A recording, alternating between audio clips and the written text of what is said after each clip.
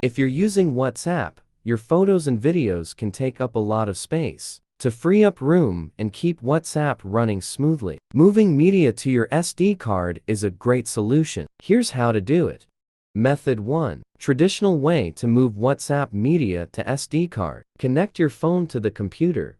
Open My Computer and select your device. Copy the WhatsApp folder to your computer and delete it. Insert the SD card and transfer the files.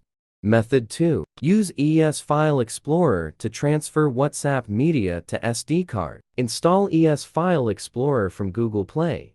Open the app and access internal storage. Locate and open the WhatsApp folder. Cut the media folder. Create a WhatsApp folder on the SD card and paste the media files. Done. Method 3. Use Google Drive to transfer WhatsApp media to SD card. Open WhatsApp settings, Chats, Chat Backup to backup media.